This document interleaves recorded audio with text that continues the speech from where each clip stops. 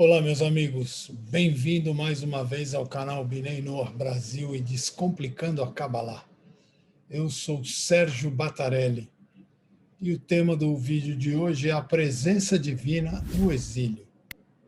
Do Portão das Reencarnações, capítulo 15, seção 2, pelo Rabino Yitzhak Luria, conforme registrado pelo Rabino Haim Vitar.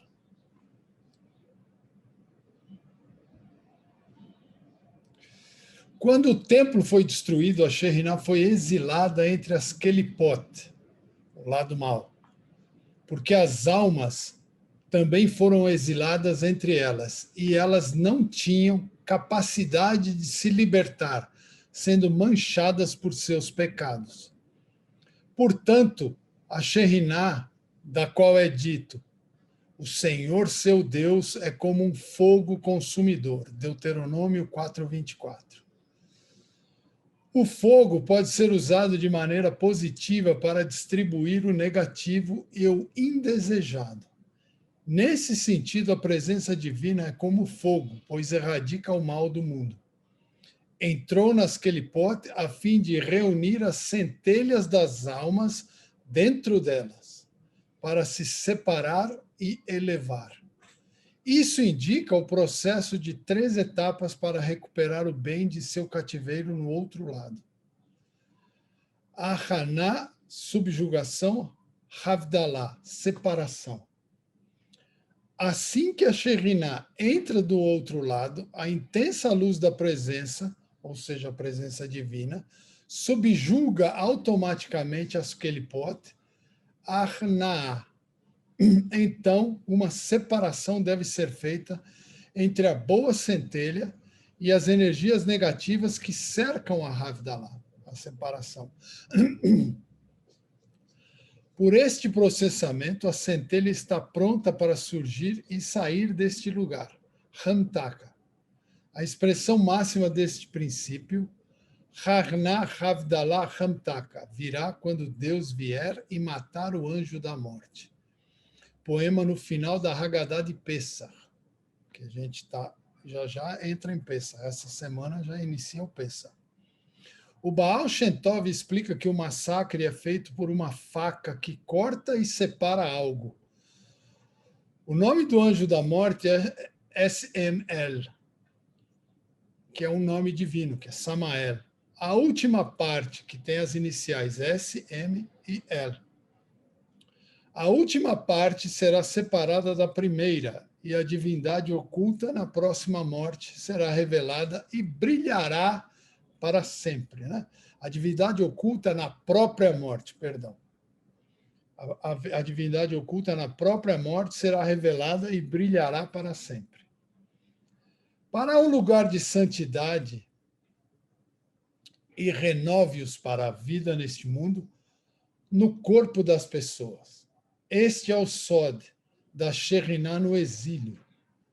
Esta é talvez a maior expressão do amor de Deus por nós, que ela exila sua própria presença divina no lado negativo, a fim de nos ajudar a recuperar as centelhas perdidas de nossas próprias almas. Além disso, existem algumas pessoas que caíram tão longe que elas próprias estão, na verdade, principalmente na Sitra-Achra. Sitra-Achra é o lado negativo, é o outro lado, o lado das Kelipot. A Shekhinah desce para estar com elas lá também. Ou seja, a luz divina atinge o outro lado, o lado do mal também. Isso está em Likutei Moharan 33, 2-12. Isso lhes concede a capacidade de se conectar com Deus, até mesmo dos lugares mais profundos, escuros e inferiores, proporcionando-lhes a oportunidade de se arrepender e sair. Desde a destruição, Deus se senta e faz combinações. Desde a destruição do templo, é isso que Deus tem feito. O Talmud ensina que desde a destruição, ou seja, a destruição do templo, Deus se senta e faz combinações. Avodá Zará. A explicação simples é que ele coloca os casais juntos no casamento. Deus junta os casais e coloca-os no casamento. Um passo mais profundo, isso significa que ele ajuda a elevar as faíscas caídas da Sitra Hará, a fim de acoplá-las à alma a que pertencem. Então, esse é o trabalho de Deus quando ele junta casais para se casarem. Esta é uma perspectiva importante e verdadeira sobre o casamento. Cada um do casal é, na verdade, uma parte perdida e decaída da alma em relação ao outro. Portanto, o Talmud chama a encontrar um companheiro ou companheira à procura de um artigo perdido, Kiddushin 2b. Até o momento em que todas as almas que caíram entre as Kelipote de Adam Bilal, o homem desprezível, o homem está na imagem divina, Gênesis 1, 27. Isso significa que sua alma e o corpo são modelados segundo um tipo de arquétipo espiritual. Uma razão pela qual Deus criou a humanidade é para nos dar e se relacionar conosco. Ou seja, Deus criou a humanidade para ele nos dar as coisas, nos dar vida, nos dar espiritualidade e para que Deus se relacione conosco. Por isso nós estamos aqui, para nos relacionarmos com Deus e recebermos de Deus. A luz infinita, que é o Or Ein Sof, é demais para as criaturas finitas suportarem. Nós somos finitos. Tudo que existe nesse mundo é finito. Então, ele se une e se reveste na Sefirot, ou seja, a luz de Deus. Elas se revestem nas 10 Sefirot e vão se condensando para diminuir um pouco esse poder da luz infinita para chegar até o nosso mundo. A forma como elas estão dispostas é o projeto básico que o homem foi formado. Assim sendo, seu estado de origem mais elevado, eles são chamados de mundo de Adam Kadimon, o homem primordial. Eitz Haim Sha'ar Adam Kadimon.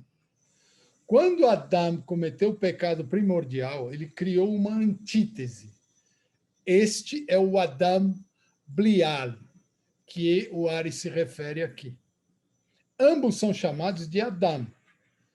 Isto é ensinar o Adão humano e todos os seus descendentes por gerações, que ele agora tem uma escolha de estar conectado e receber de uma forma espiritual Adão do lado da santidade ou aquele do outro lado da cerca. Pecados dão faíscas ao lugar errado. Quando a gente comete pecado, produzimos faíscas no lugar errado. Obli Aal também pode ser interpretado como Adam Bliolé, que significa homem sem jugo, ou seja, sem o jugo do céu, sem o jugo divino, sem o jugo de Deus. Portanto, é um termo que se refere ao lado da impiedade e da licenciosidade, misturados lá da cabeça aos pés, está tudo misturado lá. Através de toda a estrutura da impureza, que se reflete as 10 sefirot do lado da santidade. Keter, a sefirá mais elevada, expressa pela cabeça. Malhut, a sefirá mais baixa, expressa pelos pés. Keter também significa coroa. Sobre esse estado de mistura completa, o profeta lamenta, da cabeça aos pés não há saúde, ferida e dor. Isaías 27, 6. O estágio final de retificação é chamado de calcanhares de Mashiach. Foram recolhidos até mesmo de tão baixo quanto os pés. Existe um grande segredo nisso. Sobre a Sheriná diz, alegoricamente, é claro, e ela ficou deitada aos pés dele até de manhã. Está em Ruth 3,16. Isso descreve o estado de exílio, a presença divina. A Shekhinah, lembrando, é a presença divina. A presença divina desce para se deitar nos lugares mais baixos e fora, a fim de resgatar as centelhas mais caídas, rejeitadas e dispersas. Então, a presença divina, ela vai em busca, em salvação de todas as almas dispersas e rejeitadas, estejam onde estiver.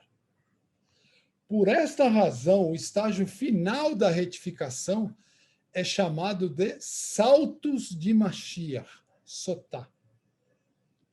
Este processo ocorre o tempo todo de várias maneiras, principalmente na ordem do dia. Todas as noites, a Shekhinah, ou seja, a luz divina, a presença divina, desce para as Kelipot, para o lado mal, para recuperar almas perdidas e faíscas perdidas. Faíscas de almas, que eu já expliquei em outros vídeos o que são. À meia-noite começa a surgir, aos poucos até de manhã, quando sai por completo. Por essa razão, cada novo amanhecer é uma espécie de libertação em miniatura. E a redenção final é chamada de nascer do sol. Quem disse? Está em Isaías. Mashiach não será revelado. Deus não criou o mundo quebrado para si mesmo consertar. Ou seja, Deus não criou o mundo quebrado para ele, Deus, consertar. O trabalho foi deixado para nós realizarmos. Nós vamos fazer o trabalho de consertar esse mundo quebrado. Cada centelha é preciosa e deve ser levantada das Kelipot. Ou seja, cada centelha de alma que caiu nas Kelipot, no lado mal, elas devem ser levantadas, retiradas dessas Kelipot. E cada um deve ser elevado por meio de nosso livre arbítrio para fazer o bem, ou seja, cada um de nós decide por nós mesmos fazer o bem. Até que terminemos nosso despertar de baixo, as faíscas não podem ser fixadas. E Mashiach, por assim dizer, não pode vir. Ou seja, enquanto nós não terminamos de despertarmos do fundo, do lado mal, das Kelipot, que é chamado pela Kabbalah de o lado baixo, as faíscas que estão aqui, nesse lado baixo, nas Kelipot, não podem ser fixadas. E então, sem elas fixadas, Mashiach não pode vir. Isso explica a resposta que o próprio Mashiach deu ao rabino Yehoshua ben Levi quando ele lhe perguntou. O rabino pergunta ao Mashiach, num nível espiritual: quando o Mashiach virá? Ele respondeu: hoje, se você ouvir sua voz. Isso está no Talmud do Tratado de Sinedrim. Se apenas nos entregássemos para servir plenamente a Deus, o processo de retificação poderia ser mega acelerado e Mashiach poderia vir imediatamente. Então, esse processo da vinda de Mashiach está nas nossas mãos, está na mão da humanidade toda, não só na mão dos judeus, está na mão de toda a humanidade. Quando toda a humanidade, ou pelo menos a maior parte, grande parte da humanidade, se dedicar apenasmente a servir o Deus único, o Deus de Abraão, Isaac e Jacó, então Mashiach poderá vir. Nem o povo judeu será redimido. Isso é o que o Zohar diz em Pekudei 258.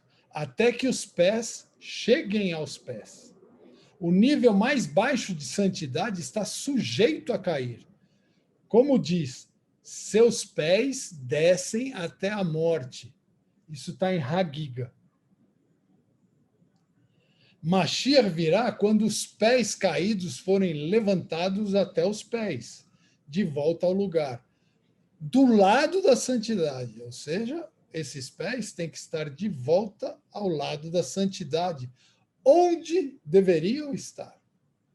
Em um nível mais profundo, isso pode ser interpretado como se referindo à própria Sitra Hará, ou seja, ao próprio lado mal.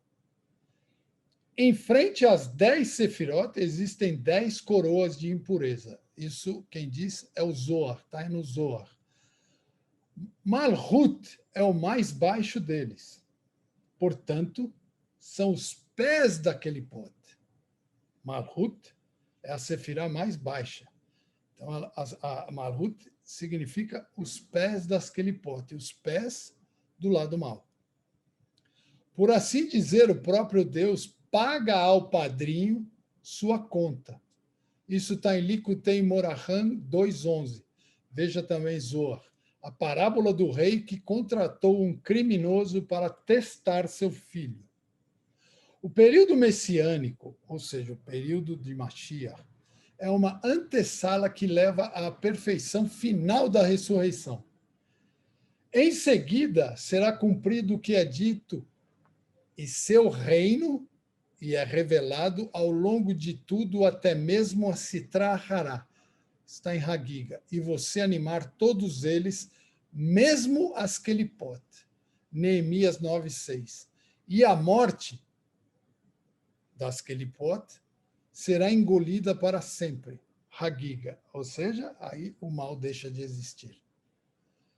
Isso significa que os pés da Sitra Hará, ela mesma será levantada da negatividade para ficar cabeça e ombros iguais aos pés do lado da santidade.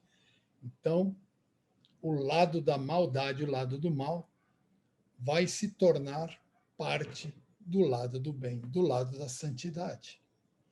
Por meio disso, teremos a oportunidade de ver retroativamente a santidade que estava oculta no outro lado o tempo todo. Ou seja, nós conseguiremos perceber e ver o bem que estava no mal. Agora a gente só consegue ver a maldade, mas a maldade tem o bem dentro dela. E com isso nós conseguiremos enxergar o bem que estava oculto na maldade. Como diz, eles se puseram de pé naquele dia, no Monte das Oliveiras, Zacarias 14:4. Este versículo fala da redenção final. É por isso que conclui, e para Deus, somente Deus, será a realeza. O fato de que a Torá justapõe estes tópicos mostra que, para que a redenção seja concluída, os pés devem ser consertados. O Monte das Oliveiras é importante porque é o lugar de onde a ressurreição começará. Ou seja, a redenção deve ser consertada a partir dos pés, a partir de baixo. E o Monte das Oliveiras, lá em Israel, é o lugar onde a ressurreição começará. O versículo, então, significa a mesma coisa que o Zohar acima ensina. A ressurreição brotará quando os níveis mais baixos forem elevados para o lado da santidade. Resumindo, quando o mal for elevado à santidade. O resultado será que o mundo inteiro, de cima a baixo, verá que Deus é o Rei único. Não tem outro rei, não tem outro Deus. No entanto, a Shekhinah, a presença divina, não os recolher, exceto como resultado das ações daqueles abaixo e suas orações. Quem são? Nós e nossas orações. Só dar força a Deus. Salmos 68, 35. Quando cumprimos as mitzvot, disse que fortalecemos a mão de Deus para retificação à criação, ou seja, para retificar a criação. Quando a gente cumpre mitzvot, cumpre mandamentos, nós fortalecemos a mão de Deus para retificar a criação, ou seja, nós mesmos. e exatamente o oposto. Deus nos livre quando pecamos. Quando a gente peca, é exatamente o oposto. Em vez de retificar, danifica mais a criação. Este é o sistema que Deus estabeleceu para nosso próprio livre-arbítrio. Ou seja, Deus estabeleceu isso para a gente escolher entre o bem e o mal. Você escolhe entre o bem e o mal. Eu escolho entre o bem e o mal. Para preparar o terreno para que isso funcione, ele como se o impusesse a si mesmo. Ou seja, Deus fez isso, criou essa regra para nem ele interromper e nem ele interferir. É como se ele estivesse impondo a ele mesmo. A partir desse pequeno detalhe, podemos entender o conceito da Shekhinah em geral, o conceito da presença divina em geral. Vem da palavra raiz Shachen, um vizinho. Deus certamente é completamente onipotente, iminente e transcendente, ao mesmo tempo, o tempo todo. Ele é absolutamente, intrinsecamente perfeito e infinito. No entanto, o grau de sua revelação à nossa consciência não é fixo e depende de nossas ações. Ou seja, o grau da revelação de Deus vai depender da consciência de cada um de nós e depender das nossas ações. Não é igual para todo mundo. Esta manifestação de sua presença em nossa consciência é o que chamamos de Shekhinah, ou seja, Shekhinah, a presença divina. Depende de somente cada um de nós para que a Shekhinah se aproxime dos nossos atos, do cumprimento de nossos mandamentos. Seja judeu, com 613 mandamentos, seja Binei Noah, filhos de Noé, com 7 mandamentos. O peso é igual. Deus é essencialmente todo-poderoso. A força que nós, por assim dizer, precisamos dar a Ele é o brilho do seu semblante para a nossa própria mentalidade.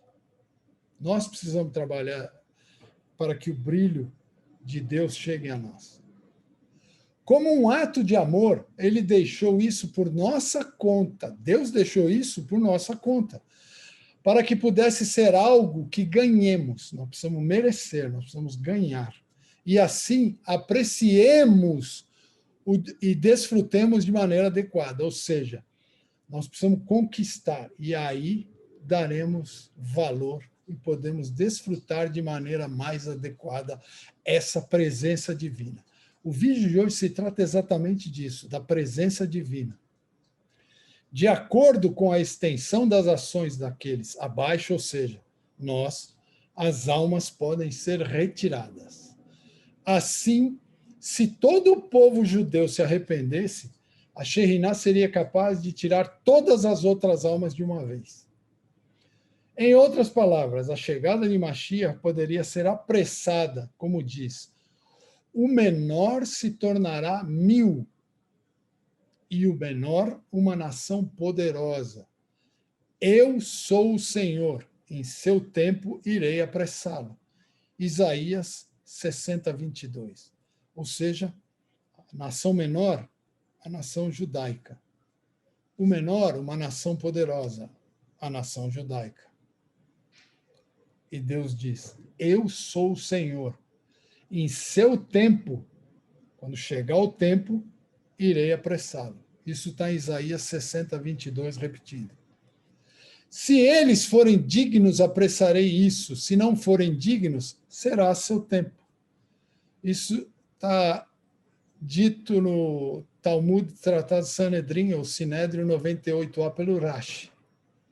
Ou seja, se formos dignos, será apressado. Se não formos dignos, será no tempo que Deus acha que é o certo. O arrependimento energiza a Shekhinah, ou seja, quando cada um de nós nos arrependemos de fazer alguma coisa errada perante Deus, perante os mandamentos de Deus, esse arrependimento energiza a Shekhinah para recuperar as almas e as faíscas perdidas. Assim o Zohar ensina, Esta é questão da redenção. Não depende de nada além do arrependimento. Ou seja, a redenção não depende de mais nada além do arrependimento de cada um de nós. Como mencionado, tchuvá, arrependimento, é tchuv, com rei, com H, a letra que representa a Shekhinah. O H, o rei, representa a Shekhinah. O arrependimento energiza a Shekhinah para recuperar as almas e faíscas perdidas. Por outro lado, nossos pecados enfraquecem Deus, por assim dizer, pois diz: você enfraqueceu a rocha que o carregou. Deuteronômio 32, 18. Não vamos interpretar isso que enfraqueceu Deus. Enfraqueceu o relacionamento de Deus conosco. Deus não enfraquece. Nós enfraquecemos essa ligação. Eles causam o ocultamento de sua presença do mundo. Este segredo nos é contado por meio de Deus sendo para nós como uma rocha. Então, para ficar fácil o entendimento, ele é contado como se Deus fosse a nossa rocha. No nível simples, isso reitera para nós o fato de que Deus é realmente constante e imutável. E os problemas causados por qualquer pecado são realmente apenas para nós. Ou seja, os problemas causados de um pecado, eles são para nós somente. Isso não afeta Deus em nada. O passo mais profundo ensina o princípio subjacente de por que o que fazemos é tão importante. José foi abençoado por seu pai Jacó. Dali ele foi alimentado pela rocha de Israel. Está em Gênesis. Ou seja, quando José foi abençoado por seu pai Jacó, ele foi abençoado por Deus, ele foi alimentado por Deus, pela presença divina. As almas são chamadas Halek Eloka Memaal, um pedaço da divindade de cima. Então, as almas são nada mais que um pedaço de Deus, um pedaço da divindade de acima. Uma pequena pedra cortada e extraída faz parte de toda a montanha. Você tira lá um pedacinho da pedra, da rocha da montanha, você tirou, mas esse pedacinho, ele faz parte da montanha, de toda a montanha. Assim são as almas. Como se fosse... Somos um pedaço do velho quarteirão lá de cima, ou seja, a gente é um pedacinho do bairro, do quarteirão lá de Deus,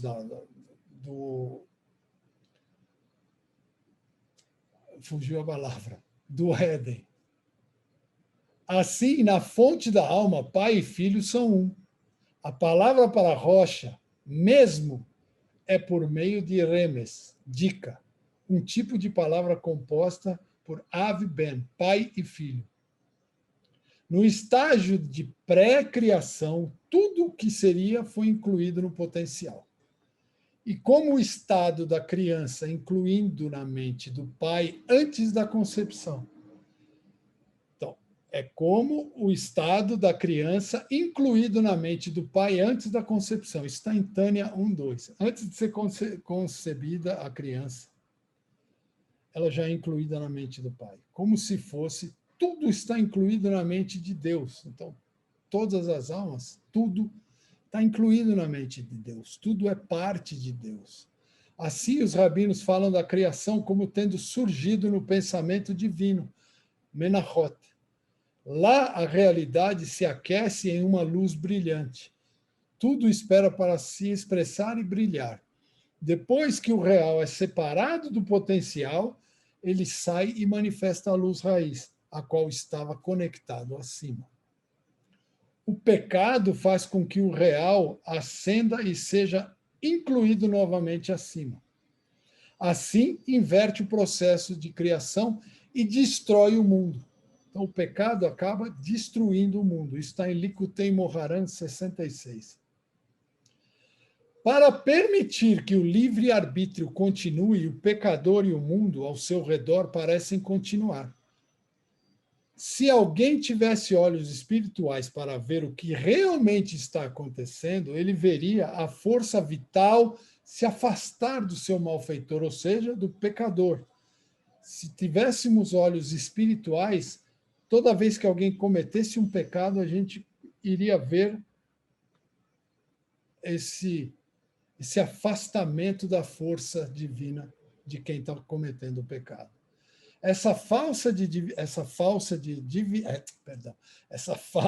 divindade brilhando abaixo é chamada em relação a nós, como se fosse um enfraquecimento de Deus. Ou seja, nós estamos nos enfraquecendo de Deus. Nós estamos perdendo essa ligação com Deus.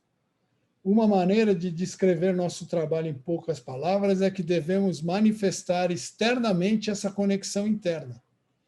O pecado causa o oposto disso. Portanto, como se fosse, enfraquece a conexão da rocha raiz. Resumindo, se você quer Deus, você tem que fazer sucesso. Assim que as almas forem capazes de deixar as kelipot, deixar o lado mal, a Shekhinah, a presença divina, poderá removê-las. Aí a presença divina vem e tira essas almas das kelipot. Depois de remover sua força vital, quem remove nossa força vital? O mal, que são as kelipot. Quando a gente peca, as kelipot se aproveitam e retiram essa influência divina, essa força divina, essa presença divina. E então morrem. As forças negativas são parasitas. A força negativa é parasita, ela é igual um vírus. Ela não tem vida, ela precisa da nossa vida para sobreviver, como um vírus. O vírus precisa da nossa vida. Se o vírus nos mata, o vírus morre junto. Aquele pote e o mal é a mesma coisa, eles são parasitas, eles precisam da nossa, por menor que seja, a nossa força divina. Aí quando a gente comete o mal, essas forças das kelipotes vão sugando esse bem que ainda nos resta. As forças negativas são parasitas. Elas não podem existir sem a nutrição de seus próprios inimigos, o que eu acabei de tentar explicar. Assim que elas são suspensas para obter energia, eles são anulados. Ou seja, quando a gente comete o pecado, a gente fica suspenso para obter energia e o mal é anulado. Então, não cometa o pecado. E a pessoa má é consumida como fumaça. Essa comparação é muito profunda. É uma fórmula da física, E igual mc ao quadrado. A matéria não se torna destruída, apenas transformada. A matéria ela não se destrói, ela se transforma. O mesmo se aplica ao mal. Não precisa ser erradicado, apenas ajustado. Então, você tem que aprender a controlar o seu mal. O mal não vai sumir. Você tem que controlar ele, ajustar o mal. Tudo o que precisamos fazer é transformá-lo em sua forma adequada, transformar o mal em bem. Esse é o conceito de sublimação. Para preparar o terreno para o livre-arbítrio, deve haver coisas no mundo que pareçam ruins, que pareçam. Este princípio subjacente surge especialmente em relação a amar a Deus. Como visto a partir da interpretação do Rabino no versículo, e você amará a Deus, seu Senhor, com todo o seu coração. Com todo o seu coração, com ambas as suas inclinações, o bom e o mal. Brachot, uma bênção. Então, nós temos que amar a Deus com o nosso lado bom e o nosso lado mal. Os dois têm que amar a Deus. A Torá escolheu aqui nos mostrar esse princípio pela mitzvah de amar a Deus, ou seja, pelo mandamento de amar a Deus. Porque o amor é a força raiz que faz isso acontecer. Isso pode ser entendido com base no versículo: o mundo é construído sobre a bondade. Salmo 89, 3. A raiz da criação foi o desejo divino, puro e altruísta de dar o bem. Como esta Como esta é a energia axiomática subjacente de toda a existência, ela implanta e programa automaticamente a essência básica de tudo para ser bom. A fim de preparar o terreno para o livre-arbítrio, deve haver coisas no mundo que se pareçam com o oposto. Então, para a gente preparar o terreno para o livre-arbítrio, tem que ter os opostos, bem e mal, quente e frio. No entanto, como no fundo de todas as coisas está o amor, é sempre possível transferir qualquer coisa de volta para essa fonte inata. Além disso, no final dos dias, isso realmente acontecerá de uma forma completa, grandiosa e gloriosa. Naquele dia, Deus será um e seu nome um. Isso está em Zacarias. Ele não é um agora, Deus não é um agora. Na verdade, Deus é um, ele é. Mas agora, isso ainda não é aparente, mas virá a ser com a chegada do nosso Mashiach.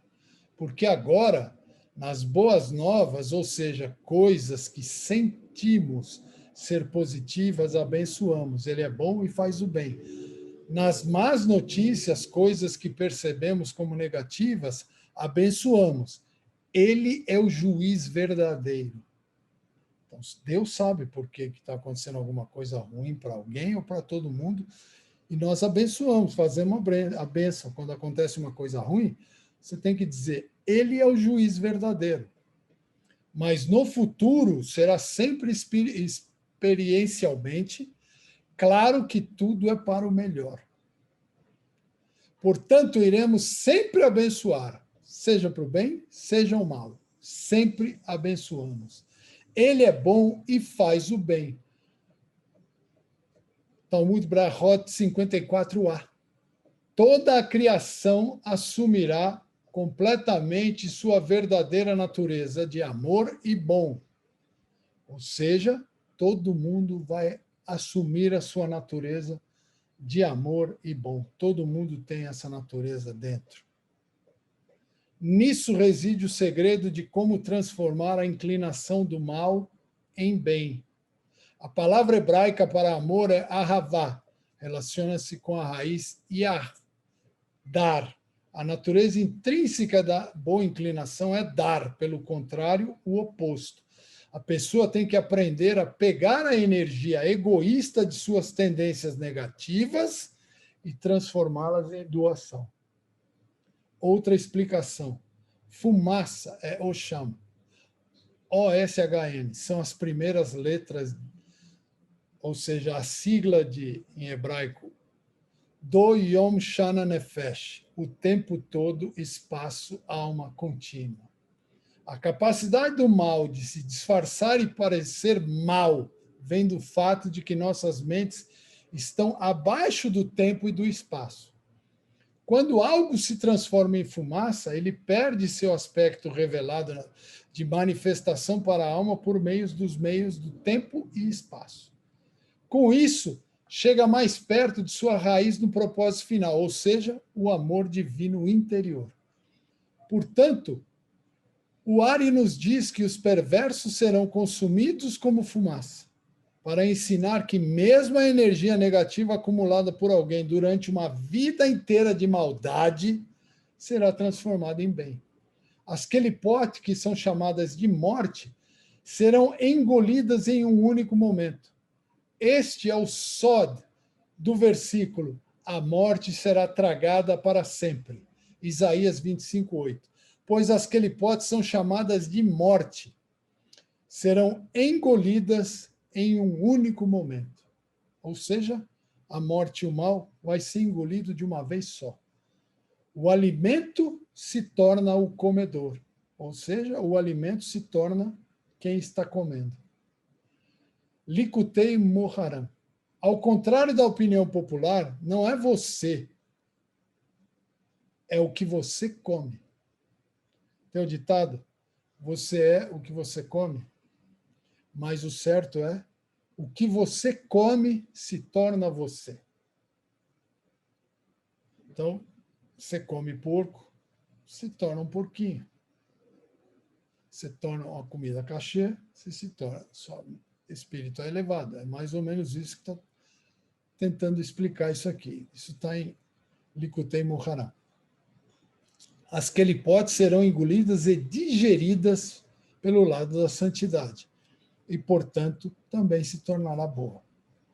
Já que a Shekhinah, junto com as faíscas da alma, estavam entre elas, as terão deixado. Por exemplo, o que se acredita, para encerrar agora uma explicação minha, a Kabbalah ensina que quando um animal, um boi, come o capim, ele está elevando esse capim, ele eleva o espírito desse capim. Quando nós, seres humanos, abatemos e comemos o boi que comeu o capim, nós estamos elevando a alma deste boi, podendo ele até virar uma alma humana. E aqui quer dizer o seguinte, que quando a energia divina vier e engolir essa fumaça do mal, essa luz divina que está engolindo a fumaça do mal, vai elevar o mal e o mal vai se transformar em bem. Espero que tenha esclarecido alguns pontos sobre a Shekhinah, que vocês tenham gostado do vídeo. Até a próxima, fiquem com Deus e um grande abraço.